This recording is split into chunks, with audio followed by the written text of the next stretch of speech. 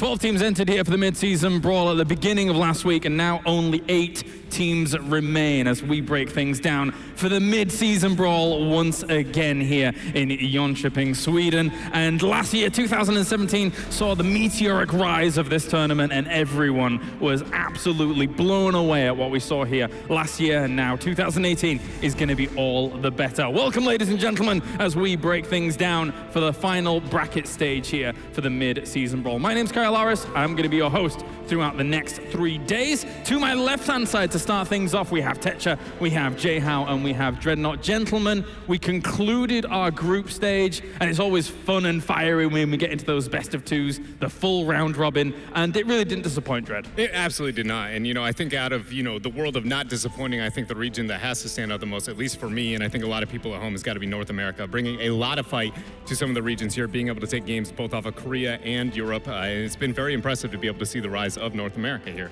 Jhow, your thoughts? Yeah, a lot of it. Obviously, we saw the tiebreaker, and we're like, was it a fluke? Was it just kind of that early part of the tournament going on there? But then North America, Tempo Storm stepped up, and they were able to say, nah, we're okay. We actually take this best of one. We're moving into the top 2 seed. Yeah. I think that's more surprising. Also, Crowan, for him, the redemption that he's getting with Heroeshearth, things like that of teams that we'll see later today. And at the same time, a big question in everyone's minds is, can anyone beat Gen.G after looking in the group stage? We came in last year and we saw Fnatic taking the mid-season brawl, and last year a lot of people had questions about the Korean teams. This year, right now, there is still a question about the Korean teams, and that, like you said, can anyone overthrow them? Gen.G look insane this tournament. Yeah, they've won a lot of prize money of Gen.G, aka KSV, aka MVP Black. They've been under a lot of names, but you know them very, very well here in the Heroes of the Storm world. Let's take a look at the prize pool, which they could be claiming a lot of here as we look down the line. It's $250,000 on the line throughout the entirety of the tournament as a whole. Our 9th through 12th places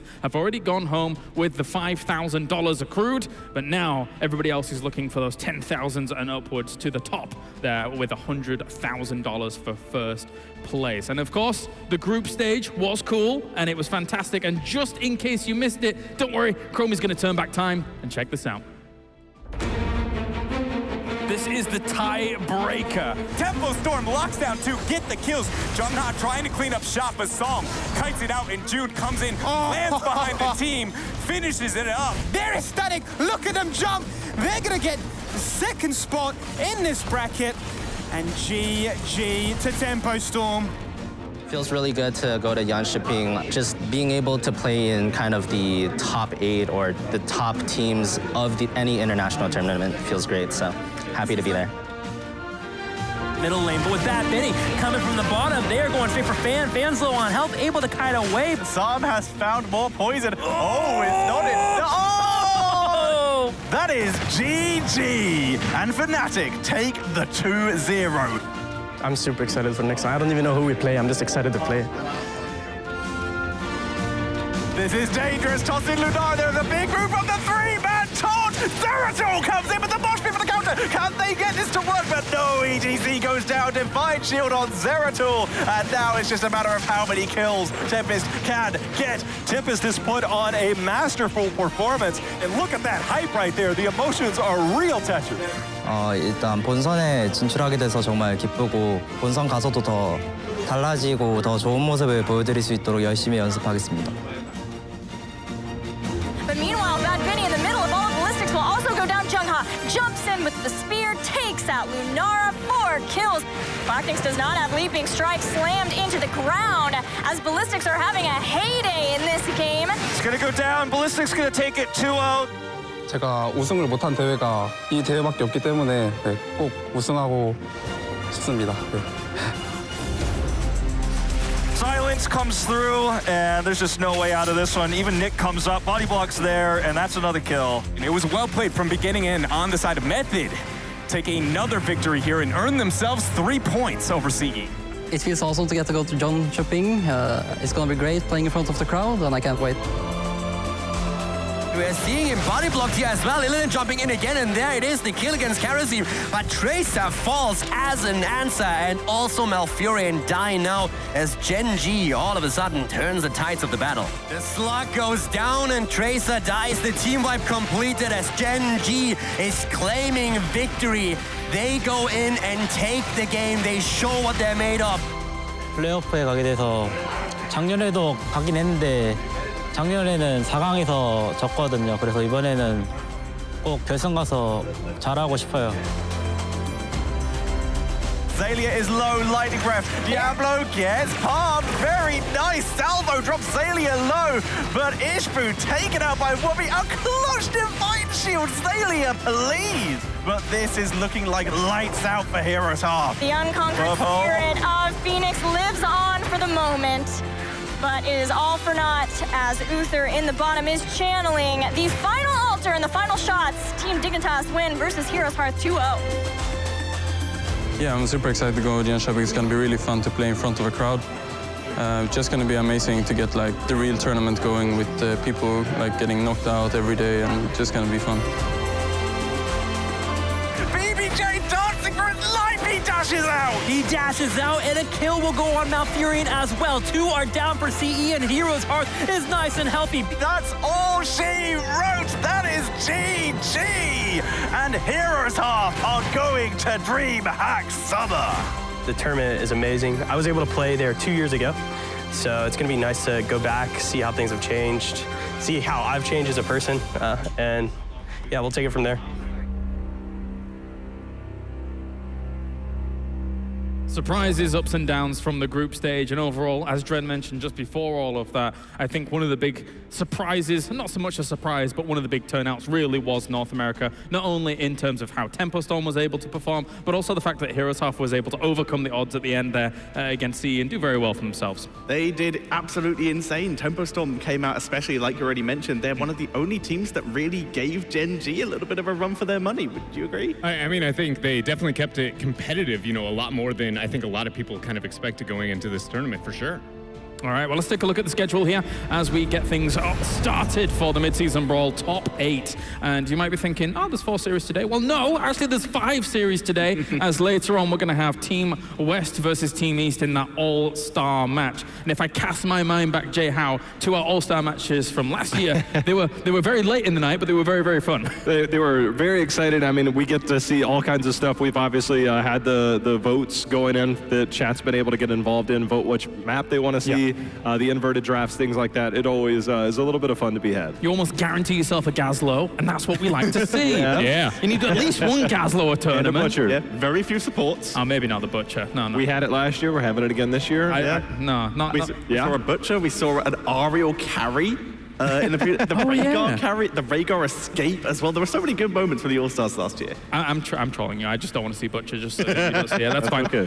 Let's take a look at the bracket here for the Mid-Season Brawl as well, with our top 8 here confirmed fully. Now, important to note that the top 4 teams here in the upper bracket have 2 lives effectively, whereas the bottom 4 teams have 1 life. If you're in the lower bracket, if you lose 1 series, you are out. So that is a big, big deal as we'll be starting things off with our first series, which is going to be Ballistics going up against Heroeshearth. But all of the teams up in the top side of the bracket certainly earned their way through. And again, it comes back to things like Tempo Storm, for example. I think there was a lot of questions going into that tiebreaker match that they had, saying, okay, yes, they 2-0 Ballistics, but Ballistics looks better at the end of the group stage. But they certainly proved a lot of those doubters wrong in that moment. Yeah, and I think it only gets greater when we look at some of the other trends that we see at the Korean teams throughout this tournament, because we looked at the drafts out of Gen G and we kind of go, it feels like they're hiding things, right? We know in the past that they have been dominant enough to be willing to kind of, you know, feign weakness with the priority of heroes that they have. And so seeing that not only from Gen G, but then also in Tempest, and then the climb through Ballistics, everybody goes, is Korea going to be unstoppable by the end of this tournament? So the fact that Tempo Storm kind of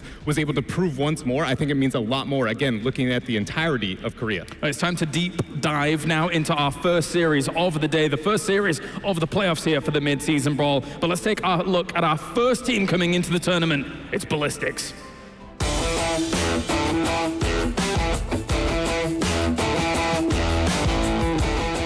저한테는 영광이고 또 흥분되는 자리고 경기장에 가서 빨리 경기를 하고 싶어요. 네.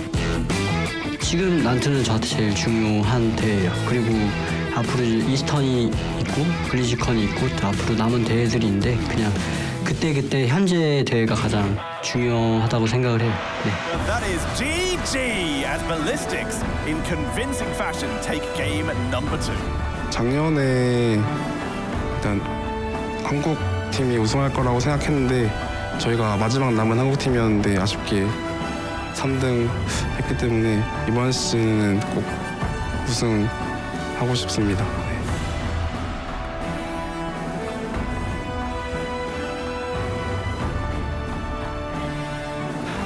우승하기 위해서 제가 더 잘해야겠다고 생각을 하고 연습도 더 열심히 하고 우승을 할 수 있도록 1등을 할 수 있도록 더 열심히 해서 해내겠습니다. 네.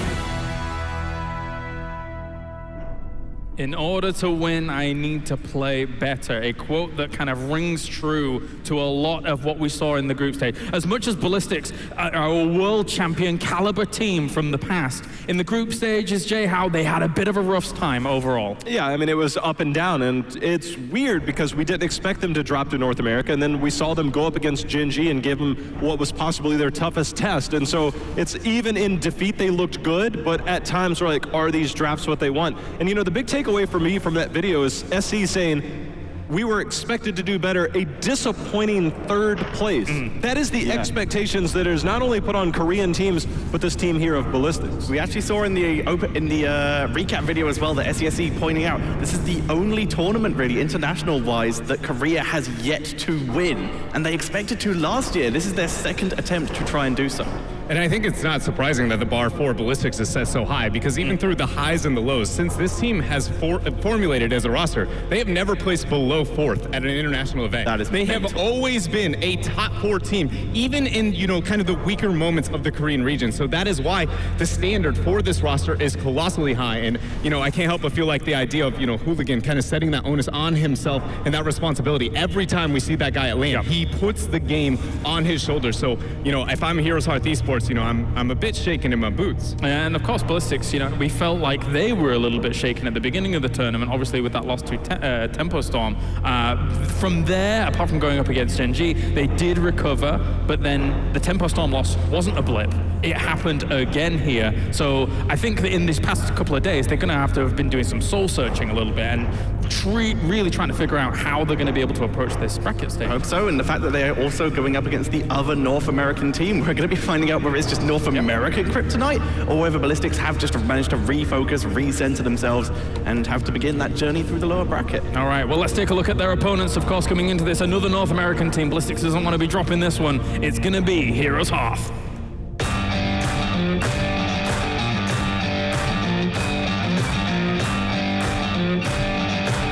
I mean, it feels amazing, just the fact that, you know, 2 years ago I was here and didn't make it to this point in the tournament, and that was really, like, heartbreaking for me because I had tried so hard to make it and I just kind of fell short, but now it's sort of redemption, being able to make it here and play on the big stage at DreamHack. It feels pretty nice. Obviously, it was a little bit scary getting here. We had a little bit, we'd hoped that the path would be a little bit more solid. And honestly, early on after the 1-1 against Tempest, we thought there was a chance at the upper winners bracket, but we kind of dropped the ball when it came to the European teams and even a little bit to C. So obviously, we're still a bit of a rookie team. We still have some things to learn. Val kept trying to keep him alive, but members are low here for Luna Meow. There's the Crystal Aegis. Krillin jumps on top of that with the Calamity. They've got a bunker body blocking. The KT4 will make it out okay. I thought that maybe the start. They're caught in a closet. 43G. Gems go down, and Ishbu is keeping them. They're going straight for Heroeshearth. 45. They want to take them down. 35. Yeah, it's falling. 25. It's going for the kill. They drop the core. They take the game and defeat Tempest on Volskaya. My favorite moments as being a professional player is playing on the big stage. Just the crowd, there's so much energy, there's so much hype. It's just those moments that you play for. I've won one tournament before, North American Regional, and that was a moment that I will never ever forget. And if I could do that on an international stage, that would just mean so much more. It would, I'd be speechless.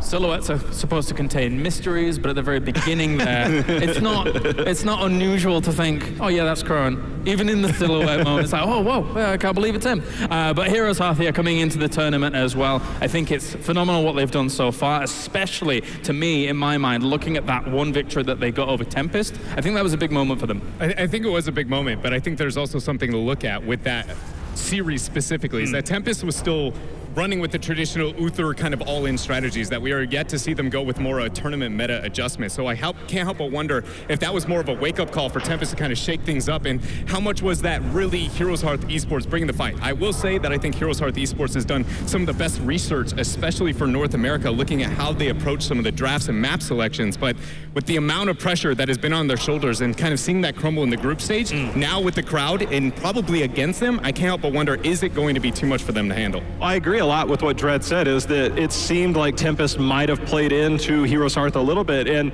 when I look at this team, and I know them historically, I mean, coming from the Open Division and then working their way all the way here just a year later, one of the things that I said at the beginning of this tournament was Ballistics sometimes does not do well against pressure. Right. And Hearth does have compositions that they like to run, which is very synergistic in the way that they like to dive. They like to combo off just basic abilities alone and then hit the big wombos with their heroics. So I feel that if Hearth can approach this game or this series against Ballistics with that mentality, they have what it takes against Ballistics. But there are times for Hearth to play a little bit more passive, a little bit more map objective wise, so we'll see how it goes. We're going to go into Towers of Doom for our first map. Remember, it is a very heavy series here when it comes to how these two teams are going to be matching up against one another, because the loser is going completely out. It's the lower bracket. They will be eliminated if they lose the series as a whole. Tetra, what do you think of Towers of Doom? Towers of Doom, pretty solid late game macro map, which can really benefit whoever you have as your solo laner here, which Hearth actually have two people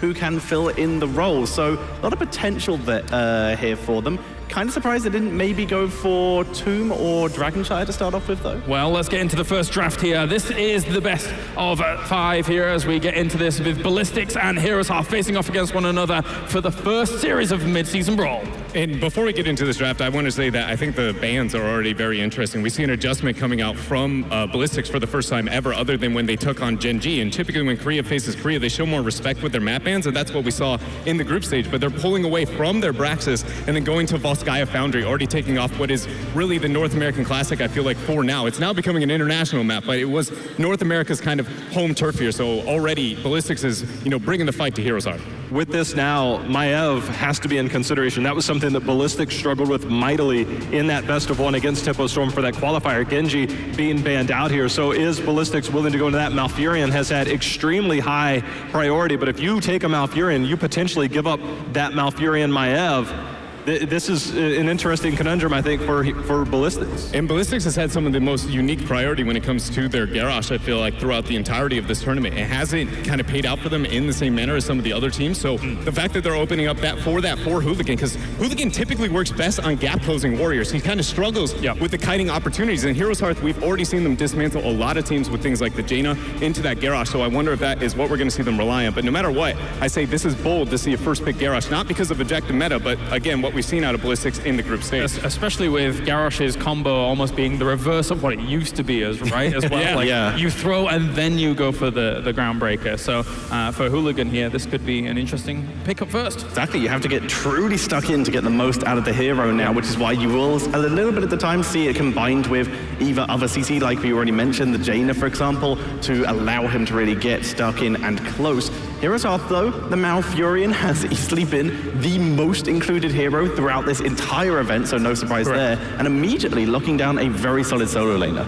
I think the part about Hearth is that this doesn't really show a lot, just because when they opened this tournament, we saw some role swaps. It was Arthalon playing more of that solo lane and McIntyre moving over to like the Genji, the Tracer. It seems like they pulled back from that as we got through the days, so I feel like that's something that this should feel like a McIntyre hero. But now for Ballistics, do you want to counter that with the global of Tahaka? Do we get the Sonya, or do we potentially get that Leo, which if it gets to that ban stage, that second ban stage, Jungha, the Leo is a weird spot for me right now. It is a weird spot, and that's why I want to bring it back to the Blaze. It's not weird to see a Blaze 1-2 coming out from North America, and especially Hearth based on that role swap you just highlighted. But we've only gotten 1 game from Jungha on Blaze throughout the entirety of the group stage, and only 5 within the region itself.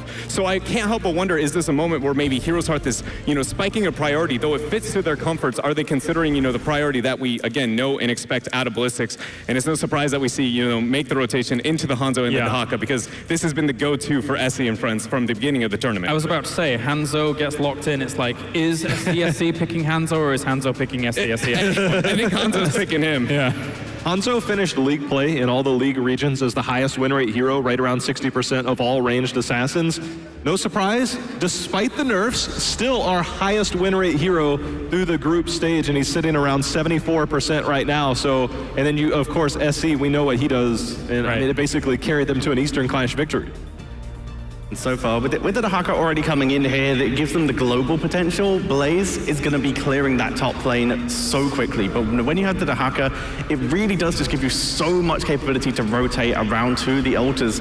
And of course, it really puts a lot of pressure onto Malfurion, who against a lot of other comps has so much freedom a lot of the time to position himself. But Dahaka really puts you on your nerves on edge when you're against the Dahaka. Yeah, and you know, one thing with now seeing that Stukov ban coming in for Hearth, that might seem a bit out of place when looking again at the entirety of this tournament, but Magi has been very, very focused on getting himself the Stukov whenever possible, so I can't help but feel like this is again that kind of research here being highlighted for North America and Hearth Esports, trying to, you know, weaken the strengths of their opponents rather than always catering to their own individual strengths. The Stukov actually has been Ballistics one of their most included heroes, just behind Garrosh, which is 1 pick and 8 bans, but the Stukov has been included a lot of the time coming in here for Ballistics due to the fact, as you said, they sort of either ban away Malfurion or give it over to the other team and just play with that comfort Stukov pick. But now with it banned out, Hearth, as you mentioned, doing the research, we're going to see Ballistics having to move down a bit. Let's see what Maggie has for us. That Tracer ban just made me breathe a lot easier. Now we have Genji and Tracer off the table, which means we know that McIntyre is going to move over to the Blaze in the off lane, and this is what made North America, or specifically Hearth, get to this tournament, is with the McIntyre in the off lane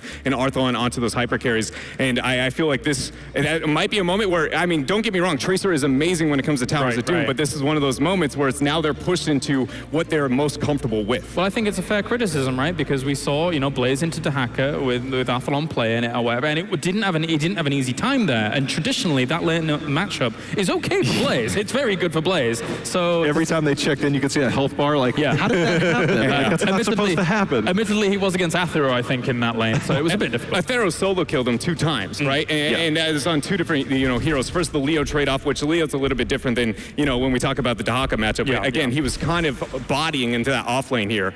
And then we do see the transfer over to the Tasmala. This is the second time we've gotten this from Hearth Esports. It's going to be effective at applying a lot of pressure here, but I can't help but wonder, without an Abathur in a weak early game being posed by Ballistics, is that truly, you know, the most effective route for them to move down? Now this, again, they ran this against CE on this very map, and the one thing I want to point out about Hearth and Crowan is that I kept track of a lot of stats, right? And then I started to see how far I could dig. Crowan he contributed 39% of the kills for Hearth. To put this into perspective, the average for your range damage dealers, both the people that are carrying that backside, was somewhere between 28 to 30%, normally balanced between those two. Crowan sat at an astronomical 39%. It started to dwindle towards the later part, but a lot of this team revolves around, can we enable Crowan to do that? And there's a lot of pressure on him to do that. And I think right now, getting that Tassadar with that Malfurion allows him to just enable and go off. The problem is that you're going against the Dahaka and the Garrosh and a long-range Hanzo. So it scares me a little bit, but this is the formula that has worked for them, as we're getting spicy here with Ballistics draft. Zeratul coming in, potential setup for a huge wombo coming in from them here. But the classic Tassadar Zeratul matchup, where Tassadar can reveal Zeratul fairly easily, but Zeratul, if Tassadar's not on point with his dimensional shift, Zeratul can very easily blow up a Tassadar. And Valor, if those shields do not come down. I want to ask, though, with the Zeratul being here, traditionally this is a map that usually with even-ish teams will go pretty long, so you're expected to get to that level 20. Zeratul turns on hard when it gets to that level 20. So is Ballistics just playing for like later game here and just playing a big, long, drawn-out game? What do you think? It is a little bit of it, right? With the Haka and the side soak, they're going to get experience advantage in the long run. Double CC control between the Deckard and the Zeratul allows you to never take a massively losing fight in the early to mid game. And that is generally going to be the focus here for Ballistics, but it's also because, you know, even though Tassadar is a great reveal, Vala is the main reason she is not one of the go-to range assassins, is their health bar is extremely low, and it's low enough that Zeratul can nearly single-handedly threaten him from beginning to end of this game. And so I can't, you know, help but wonder, or, you know, appreciate that Zeratul pickup in this type of situation, because I'm not sure the Tassadar Malfurion is going to keep growing alive. I think what Tetra brought up just was kind of exemplified right there, is that I think the Diablo is now like, look, if we get the reveal on the Zeratul on the flank, go all in, right? And blow up the Zeratul, see if you can maybe turn the tides a little bit. But I agree with your point. If you get Zeratul at level 20, I mean, he just basically sits on that back line. There's nothing you can do about it. But I do think that Zeratul, with the reveal in particular, is one way to potentially counter that and really maybe say, hey, look, you have this advantage, we'll see. But with VP, the potential sleep, the stay a while and listen, there is a lot of, I guess, set up for the Dragon Arrow. Serious setup there. It's time for predictions, and we're going to be starting with you, Dread. Things are going thick and fast here at the start mid-season brawl. Yeah, to start off with my vote here, purely based on the fact that it is Hearth map selection, the Garrosh is, again, a higher ban for the members of Ballistics. It's not something we see from them in the past. I'm going to remain with my North American pride here and go Hearth Esports. Okay. But I will say that this one game, if they fail here, I feel like the momentum is going to kind of pressure them down. This is going to be the moment that they need this win, in my opinion. It honestly feels like this draft and what we've seen from Ballistics forcing, I feel like they're forcing the Zeratul in some of these instances. It's worked, don't get me wrong, but I feel like what we've seen from them develop to this point feels different to me. And I feel Hearth has the formula, it's worked. I'm on the same boat as Dread. If this works, this is where it's gonna happen. I'm voting for Hearth. I was on board with the Zeratul until the Diablo was locked in. I am also going for Hearth. I think that's a home run for their map, their heroes. I love being in this position. There's no way you say Hearth. I'm absolutely going Ballistics. I feel like I have some confidence in the stay a while and listen into Zeratul potential later on, and I think that they're going to be able to push it to the later game. But we shall see. I don't mind being the outlier. I think you have very, found, like, all your points are actually great. Like, I think the only thing is just that Ballistics is slightly off their comfort picks, and that's the only moment where I go, the North American pride's holding true. Well, let's check in with Twitch chat as well, see what you guys think at home here, as 48 to 52%. So close to start things off here for our first series of the day. That's going to be fluctuating, I think, throughout this series as we get on. It's not like our best of twos, it is a best of 5. So we've got tons of time to be able to see these teams, how they're going to incorporate these strategies and move on forwards. That's the greatness here of the mid-season brawl. Let's check in with our commentators as well, who are going to be bringing us the first series of the day. Gentlemen, are you pumped for the first series? Very excited. Fan favorites being voted for with Hearth, but regardless of who wins, this is an electrifying match, Caldor. Yeah, this is going to be absolutely great, and I'm not even so worried about the Vala. The Tacita is something that I'm worried about. When we talk about the snipes here, the hit point pool has suffered in the past, and I think Hearth can pull it off, but Ballistics has to be the favorite for me here. Well, we'll see. Thank you, Kalares. We'll see you soon, buddy. Let's go ahead and hop into it here as we get ready for game number 1 at Towers of Doom. Hearth taking on Ballistics. Korea versus North America. No other way I'd want to start this tournament. Yeah, this is going to be absolutely amazing. We have a huge game in our hands, and of course, the best of 5 is a massive factor now as well. That's right. Well, let's do it here as we go into game number 1. Here on the left side, it's going to be Garrosh on the Hooligan, SESC playing Hanzo, Jongha on Dahaka, Magi on Deckard, SDE on Zeratul, and it's going to be Ballistics. And over to the right side of the map, we have the North American team. Hearth of McIntyre on Blaze, BBJ on Malfurion, Crowan on Vala, Arthur on Tacita, and Ishbu on Diablo. Hearth! Hearth has a few fans in the crowd, it sounds like. One or two floating around there, and they're going to need it too, especially with the pressure that's going to be coming in from Ballistics. You brought it up already. Zeratul has many prime targets to focus on if he can here, jumping on top of Malfurion, Tassadar, Vala, all squishy targets. I'm looking at Ishbu. He's got to control that front line, as well as Zeratul that wants to dive his back line. So, here we go. Rotation already happening between the two as Hanzo continues to poke with the scatter arrow, but Hearth already opened up pretty well with the rotation, staying as 4, and Ishbu controlling those bushes pretty darn well. Yeah, it's going to be really interesting to see who is going to be the one who gets the first kill here as well. Ballistics obviously looking for a snipe with the composition they have. And they have a fair amount of CC that they can use to just set it up for Zeratul in particular. But Hearth already has that double support Vala composition that they are not going to use to heavily go through that bot lane with the triple lane setup. Good thing, too, is they can do pretty well on the Sappers, but Ballistics is pretty aware of this already. SDE and Hooligan coming over, getting a little bit of harassment on them as they move in for the Sappers, and that allows Ballistics to do the same on their own. So it looks like we're going to have a bit of a trade-off between the two. Yeah, at this point, already Hearth going straight for the mercenary camp, as you already said, trying to get a bit of control over the bot lane in particular. Hooligan is going to check this out. And Hooligan is one of the heroes or one of the players that we really have to pay attention to, because he's going to be the one that already said he has to improve. If they want to have a great tournament, if they want to go here through the playoffs toward the grand final, he's the one who really has to start carrying his team. So we are going to watch out for him and how he can perform here. I mean, it showed off in the group stage on day number 1. Hooligan just wasn't fully playing to the extent of what he can do. But here we go. Ballistics coming in for a pressure play. Tassadar going to have to use a dimensional shift to get away. And Crowan hoping to retreat. Hooligan continuing to chase as Zeratul comes in and gets the clean, trying to chase with the Vorpal Blade, and they get the kill. Great kill here against Vala, and that's of course the perfect target for Ballistics in these engagements. Trying to take the hyper carry out is always fantastic if you can pull it off. And in this case, they actually managed to do exactly that. So Ballistics here in a great spot at this point, starting to take some control of the map, getting the early level 4, and of course therefore the early talent advantage. Soon the altars will spawn though, and the question is, how will Hearth open up? It seems like with Blaze being in the top right corner, they should be able to control that pretty well, but I'm looking to SDE. Where will he be? Will he be trying to rotate to the top to delay Blaze, or will he be down here in this 4-man attempting to try and get a pick? And so far, his positioning shows that he actually wants to be here against Hearth. Yeah, the interesting thing with Hearth now is that it's actually some dynamic that we talked about in the group stage already. When you look at Tassadar, the main goal has to be to keep Vala alive. And the focus shifted a bit away from getting the extra life leech for the auto attacker, since you're not more so worried about like the sustain in the long run during a team fight. But the concern is more that the hero gets blown up, especially since we're having on the side of Ballistics Garrosh. So whenever a flip happens, you still have that shield available on Tassadar with the armor on level 4. That doesn't only help Vala, but it also helps you any frontliner that gets tossed into the opponent's team. And they're going to need it, as you mentioned, Garrosh, but don't forget about Scatter Arrow, the perfect one that comes in, could be enough to blow her down to at least half health, and then from there, it's auto attacks and control. Hearth steps up with all 5 as they look to grab this one altar to the south while the Hawk is in the top soaking away. Scatter Arrow comes out, but it misses BBJ, and he will grab 4 more points for Hearth. Really good zoning here. Hearth getting the 3rd altar, and in the meantime, of course, the Haka still at the top lane, securing the extra experience for Ballistics.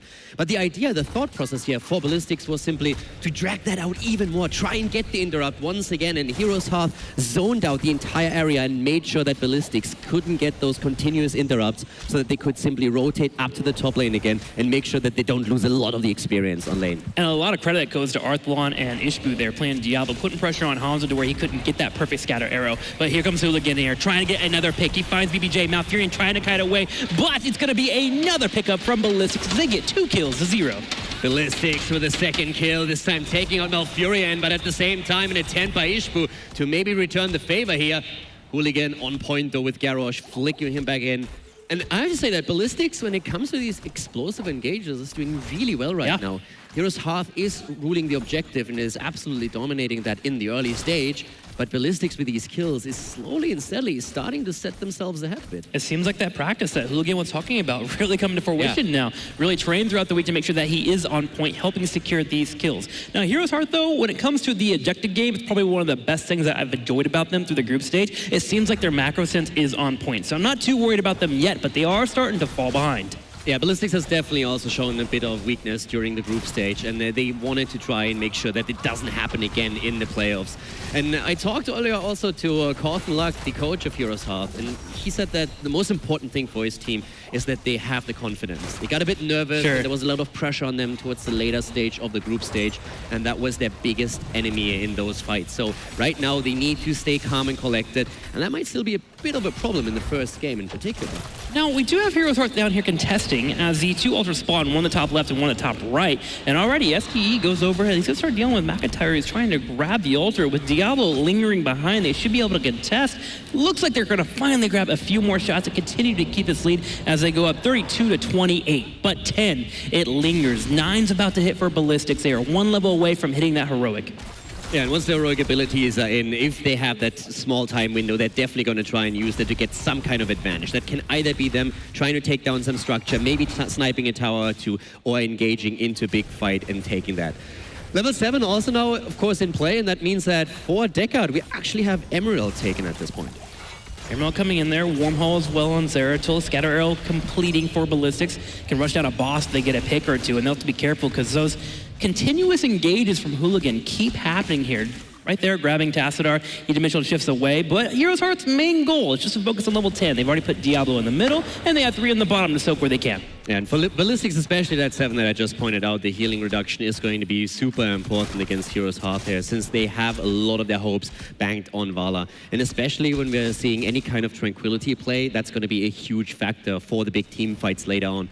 But as the level 10s are in play, this is the moment where Ballistics would have loved to make some kind of engage happen, but Heroes Hearth being really just passive about it, just being very quiet and saying, okay guys, just slow this down for a second, wait until we have the heroics, and then re-engage into the battle itself. It's really hard for Ballistics to find these opportunities, especially with Malfurion checking bushes with that Moonfire. You have Tassadar running around with the Oracle as well, so he reveals where exactly Hooligan can be. And they finally hit 10 safely. In fact, they step up and they get a little bit more too as they go straight for this turret. And with one lone altar spawning here to the south, we will have a 1v or a 5v5 over this one altar. There's a lot of value through the Haka at the top lane though. In the meantime, we have McIntyre being attacked down here. Hooligan body block for a second, but still able to move out for now.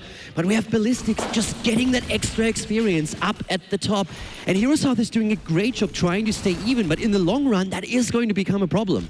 Hanzo pokes with the arrow. Zeratil's down here. Here comes Dahaka as well. STE moves in. He still has that Void Prison available. He's going to go ahead and start poking. Yeah, and already we have Dahaka right here getting snapped into the ground, tries to connect, get the isolation off, but immediately Heroes Hearth is backing off for now. The bunker's on the ground and already Lightning Breath being used safe for now in the backline. The Void Prison comes down as McIntyre is in trouble. McIntyre still surviving. Someone nobody fishing him up. He gets the shield, gets into the bunker, and Blaze lives.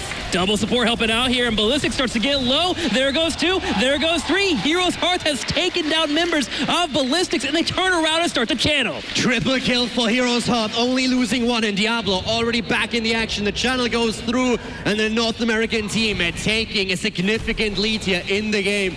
Ballistics, everybody thought Blaze was dead. Nobody went in for the killing blow, and that gave Tassadar enough time to get the next shield up, drops it, and Blaze lives. Ballistics with a huge error in communication, and it cost them 3 heroes. One thing that Heroes Hearth has done day in and day out here at this tournament is played really well around the bunker. McIntyre placing it and making sure to dance around. Now with an altar being taken, Ballistics is making the move here to try and force down Ishbu. Ishbu did fall in the last fight, so he is low on health, but with another bunker coming out, Heroes Hearth survives. Hooligan goes in, he gets the taunt, and that's the kill. Malfurion's down, there's no support, and the double kill comes in as Diablo dies. McIntyre on the run already, moving to the left. The altar is taken, the bell tower is there, and we have Ballistics getting rather low here. Vala popping some extra damage in, but all of a sudden Ballistics is moving straight into the tower. They might have gone a little bit too deep here. McIntyre attacked again, he gets the shield, he survives for now, but he goes down in the end.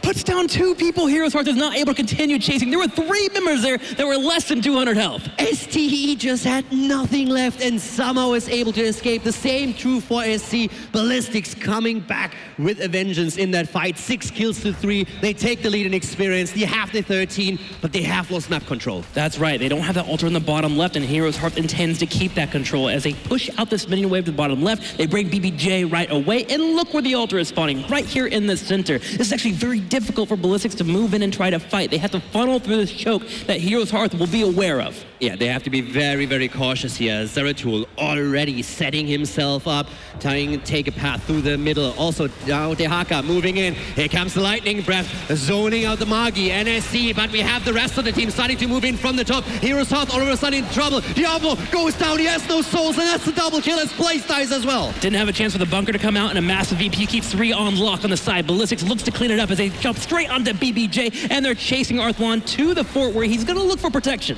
Yeah, the Tranquility just came into lane, and now Tassadar is down as well. The quad kill coming through Krohn. You can run, but you can't hide. He's trying, but he gets taken out by Garrosh and the Death Zone. A full team wipe against Heroes Hearth. And now Ballistics has a chance with no members on the field for Heroes Hearth to take back this altar and turn around and grab the channel. And this will get them to a point where they can start to try to equalize out the score they have here with a 24 score on their side, and with a few shots going off, it looks like it's going to be 24-28 in favor of Heroes Hearth. Ballistics pincer movement in the last fight worked out beautifully well for them, engaging with their front line from the top as Heroes Hearth was trying to zone out the left side. It was absolutely perfect. The early kills that they got against the front line exposed everyone else, and then it was just a matter of hunting them down one by one as Ballistics is now starting to not only take the 2-level lead, but also closing in on level 16 and dominating the macro game through the Haka. Good news for Hearth fans, though. Diablo's starting to get his souls back, getting around 50 right now, so be able to get a little bit more tankier. Also, the last fight that we had, Hearth didn't have a chance to actually use that bunker. If the bunker continues to come out in these team fights, Ballistics will still have issues trying to find those kills. There's definitely a couple of aspects that work for them, but, well, hold that thought, because once again, Blaze is isolated here, and we talked about Hooligan, we talked about him, he has to perform, and he does in this game. So many opportunities created by Garrosh. Hooligan is just playing this absolutely perfect here, creating kill after kill. Isolation. And allowing his team to get those. Isolation against Tassadar. We talked about his hit point pool. He goes down, and that's another double. That's a triple kill as Ballistics is absolutely obliterating Hearth. Vala dies, and the only survivor is Diablo. This could not have come at a worse time. Hearth down to 3 members with 3 altars spawning in about 20 seconds. Sure, they'll be spawning right when the altars come up, but Ballistics is going to take map control and possibly 2 of these altars as they go straight for the fort here on the bottom right. And with no one to stop them, they should be able to grab at least 5 to 10 shots. This is absolutely fantastic looking for Ballistics. I mean, there's still no level 16 talent for Hearth. They have some strong 13s they can use. The nullification on Tassadar. They also have, of course, Ice Block on Malfurion now. The problem is that Ballistics always gets the engage into them. It's never Hearth determining when they want to fight. It's always the Korean team making the move first. And now, of course, they grab altar after altar. Double already taken here. Ballistics down to 21 points on their core, but they have now taken the lead as Hearth has fallen to 18. And the moment Vala shows in the bottom right to start grabbing the fort, Ballistics turns around and grabs the core too. With Hanzo here, scatter arrows constantly going into those bosses. You're going to clear that up pretty darn quickly. That's 4 more shots go into favor of Ballistics as they go up 21 to 14. And Zhongha has just delayed the recap of that tower, and it's still not done as we have once again Hooligan just going in, but this time the bunker is ready as we have McIntyre use it. Another quick stun against Crone. He's trying to chase Hooligan down here, but they still do not have 16. Hearth has to play this a bit slow. They need to wait. They need that talent before they can engage again. Now, good news is that the 2 altars will be here to the bottom, which means if you're able to get control of those altars, you can have control of the entire space, which means you can grab both altars, of course, to take that lead back if you're a Hearth fan. So there's that 16 coming online. Ballistics, however, has sappers pushing in, meaning that Hearth has to put their attention on bottom lane, which gives more room for Dahaka to stay in the top lane and keep pushing in. That global factor is going to be absolutely huge. Diablo back on 100 souls, and we have Tassadar also completed with this quest talent. Super important now that he has a 16, so that's definitely going to help them to clear these waves and to get a bit more zone control through the poke itself. But Hearth has to make a move soon. Ballistics is starting to close out on level 19. They will get the 20 way faster than Hearth, the North American team. They need to fight. They need to fight. They're going to grab these sappers to have them pushing the bottom lane, trying to force Dahaka to maybe come down earlier. But Ballistics plays safe, and they allow Dahaka to keep pushing in the top lane, and he'll look to grab a fort.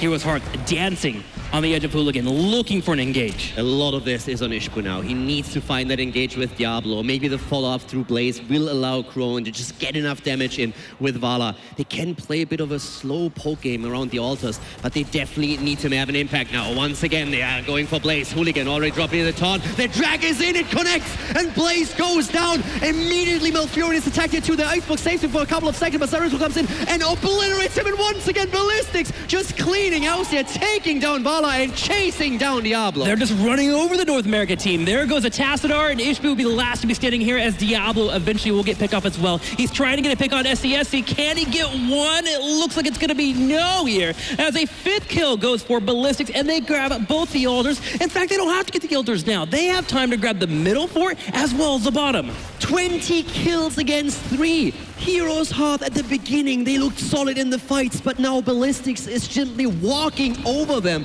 and they are taking no prisoners here. Level 20 in their hands, and as you said, all the bell towers are starting to end up in the hands of Ballistics. There's a double altar on the map as well. They can end the game right here. There goes the shots immediately here. More to come afterwards, and Hearth heads to the top right corner to desperately try to grab something to try and stay in the game, but it is not enough. Ballistics grabs the first win of the tournament.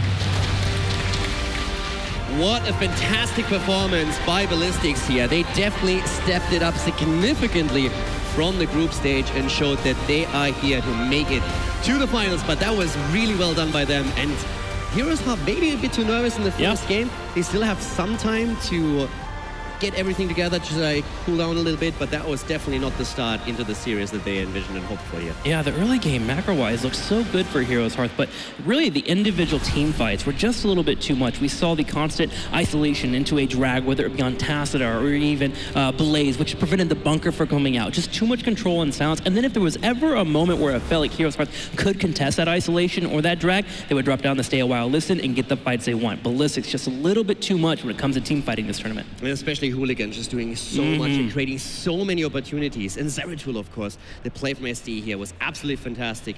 I'm sure we're going to hear a bit more about that as we're heading back to the panel to hear what the analysts have to say. That's right, a good start here for Ballistics here on the international stage, and Hearthre's a bit of a hard time overall during that game. What did you put that down to, Dread, as you were kind of watching those movements move? Well, I mean, the composition that Ballistics built was absolutely, the name of the game is control. And they were kind of pushed onto some not so comfort picks, and I thought that would be enough for that kind of communication to fall apart, but the answer was no. They are Ballistics. They are a very, very good team, and they constantly just use the, rotation of cooldowns back and forth to make sure that it was really kind of impossible for Hearthre's to win those fights. Yeah, very difficult. Yeah, I mean, Hearthre's, things got a little bit shaky, I think, right around that 13-12 mark, but then it's just like, McIntyre got caught mid, and it seemed like there was an option for him to use bunker. He elected not to, and then Hooligan made the plays, and then the team overextended bottom. There was just, it seemed like nerves started to play a factor. Well, let's head over to some replays. Dreadnought, what do you have for us? All right, so this is going to highlight exactly what we were talking about before. First off is going to be an initiation attempt here, and watch this actually. SDD jukes the jet propulsion here, just constantly kind of pulling back there for a moment. But as we scroll this forward, the biggest thing to highlight is going to be the split up from the members of Hearthre's Esports, and it starts right here. As you see, the isolation is we have 3 members of Hearthre's down here while the entirety is stuck up here and getting 2-man taunted. The only way that these 2 up here end up surviving is if they have the opportunity to get into a bunker. Conveniently enough, Zhengha standing right there will drop the isolation and hit this immediately after as we move forward, and to make sure that there is no opportunity to be able to survive through this. The 3-man stack causes a very easy void on the bottom half, and at that point, the fight is over. I mean, there is no opportunity for Hearthre's to be able to hold their own into the skirmish, and that was, again, what I was talking about on the communication required with this is we can go ahead and just, at this point, it's just cleaning up. Yeah. But the communication required on the side of Ballistics and how well they controlled between the void and stay a while and listen, it was really beautiful. It felt like as well there was many moments in this game where, unfortunately for Hearthre's, there was a little bit too much lingering in the bottom lane. I know the bottom lane is always a focus for Western teams especially, but they stayed there quite a while in certain situations. They did. Like you mentioned the bunker play earlier, that should have been a time where your Blaze is dead, it's clear the enemy is in mid lane. Where are they coming to next? If you're going to be that far up, then you should have an escape route. They had no escape route. It was 3 versus 5, and if you're in that situation, you're going to get cleaned up. It's much better just to play back and wait for your Blaze again. I know that Dread and I were like, look, it kind of depends on how the first game goes. That was not a good showing, I think, for Hearthre's. The early game was fantastic. Well, the thing is that this is a team that is very self-aware of where they've come from and where they intend to go, and they look at every opportunity as a learning experience. They don't know where their ceiling is yet, and I think, you look at Ballistics, they know their ceiling is first placed. For Hearthre's, they're like, what is our ceiling at this tournament, and then what can we do down the road? And I think for them, they have a very good core around them to settle in. They can still fight back in the series, but that was definitely a tough showing in game number 1. All right, we're going to figure out where we're going for game number 2, of course, as well, because now for Hearthre's, it gets a little bit dicey. If they do fall down 2 games in a row here in a best of 5, it's going to be extremely difficult to come back.